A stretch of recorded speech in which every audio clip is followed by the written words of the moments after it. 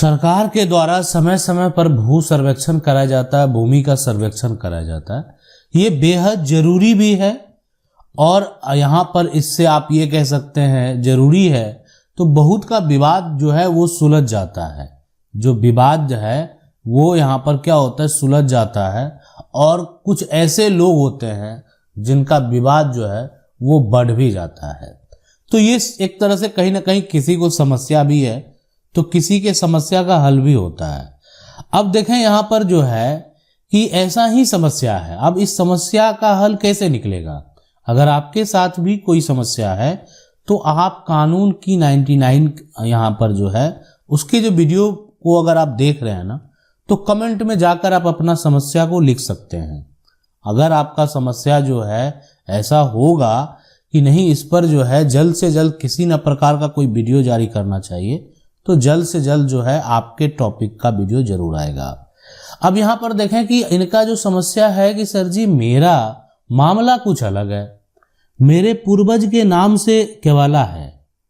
अब यहाँ पर मेरे जो दर केवालेदार जो हैं के नाम से भी नया खतियान बना हुआ है और उसके यहाँ पर जो है दर केवालेदार के वंशज के नाम से नया खतियान बना हुआ है जो कि नॉट फाइनल सर्वे घोषित है। तो क्या करना होगा? नया खतियान जो है सुधारा जा सके। तो देखें हम आपको बता दें, सबसे पहले इस बात को सही तरीके से समझ लें। सबसे पहले कि आपका जो मामला है कि आपके पूर्वज के नाम से जमीन का केवाला है, ठीक है। अब यहां पर जो दर केवाला के यहां पर है उसके नाम से नया खतियान बना हुआ है। तो अगर आपके नाम से केवाला है ना, तो केवाला के अनुसार जो है आप दावा कर सकते हैं। और वो इसलिए कि ये केवाला जो है अब आपका ये टाइटल साबित करता है ना। टाइटल जो है वो साबित करता है इस केवाले को। तो अगर ये केवाला जो है वो टाइटल आपका साबित करता है तो इसको लेकर आप क्या कर सकते हैं, इसको लेकर आप सिविल कोर्ट में केस कर सकते हैं, है ना। सिविल कोर्ट में जाएंगे, आप जो है अपना टाइटल का दावा करेंगे और आप अपना मालिकाना हक प्राप्त कर लेंगे। इसलिए कि हमारे पूर्वज के नाम से अगर जमीन की रजिस्ट्री हुई है तो कहीं ना कहीं वो जमीन अब हमारा हुआ। अब उस अधिकार को हम जो है मांग रहे हैं। अब उस केवाला के अनुसार आगे का प्रोसेस नहीं हुआ। जो खतियान यानी आपके पूर्वज के नाम बनना था वो नहीं बना, यानी आपका जो दर केवालेदार के नाम से नया खतियान बना हुआ है। अब है कि आपने अगर अपने केवाला के अनुसार किसी को जमीन बेच दिया है तब तो उसका दावेदार कोई और हो जाएगा, यानी जो फाइनल खतियान बनेगा। अब ठीक है, आप मतलब जो आपकी रजिस्ट्री है ये आपका सेल्डेड है और उसी के अनुसार आपने क्या किया, दूसरे को जमीन की रजिस्ट्री कर दी। अब तो वो केवाला दूसरे के पास चला गया तो फिर आपका यहां पर दावा नहीं होगा। यानी ये हुआ कि किसी के पास केवाला रहेगा और आगे किसी को उसने बेचा नहीं है तो फिर कोई दिक्कत नहीं। अब आपने भी बेच दिया, किसी को दे दिया, है ना, अब उसके पास भी केवाला है, तब फिर वो दावा कर सकता है। और उस यानी वो जो भी भूमि सर्वेक्षण होगा तो अपना दस्तावेज प्रस्तुत करके जो है अपनी प्रॉपर्टी को अपने नाम से सर्वे करा सकता है। सवाल है, पापा को जो है डिफेंस से जमीन मिला था, सर्वे में दूसरा जो है यहाँ पर खाता एक तरह से खोल दिया है, क्या इसमें कुछ हो सकता है? Kindly suggest me.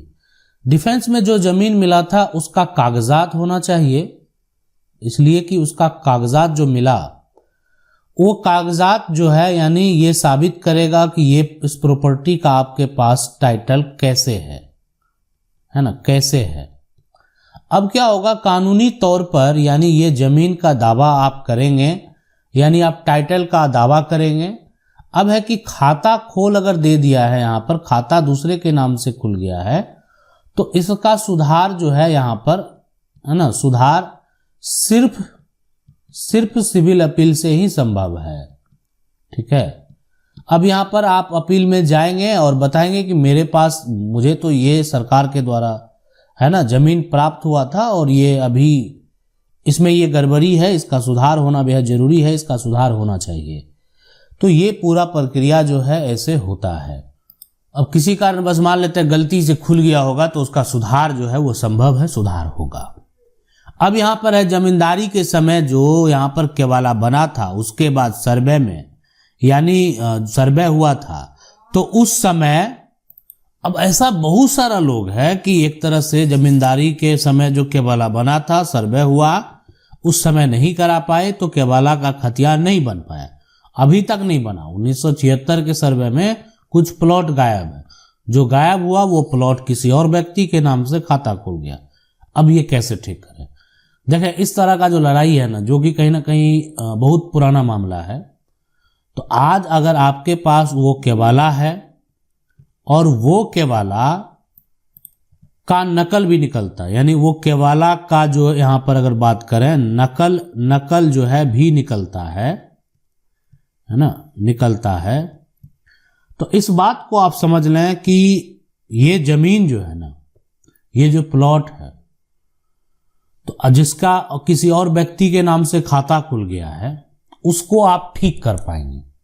यानी उसको नोटिस जाएगा और उसका खाता कैसे खुला उससे पूछा जाएगा, जवाब मांगा जाएगा। जब आप नोटिस भेजेंगे कोर्ट से उसको, तो कहीं ना कहीं उससे ये जवाब मांगा जाएगा आपके वकील के द्वारा, और उनके वकील जो है वो जवाब देंगे कि आखिर उनके नाम से ये खाता कैसे खुला, जबकि आपके नाम से खुलना चाहिए था। सर्वे हुआ, अब वो क्या जवाब देंगे? तो एक तरह से सर्वे का जो कार्यालय है वहां से भी एक रिपोर्ट मांगा जाएगा। अब ये स्पष्ट हो गया कि इनके नाम से खाता खुलने का कोई भी कारण नहीं था।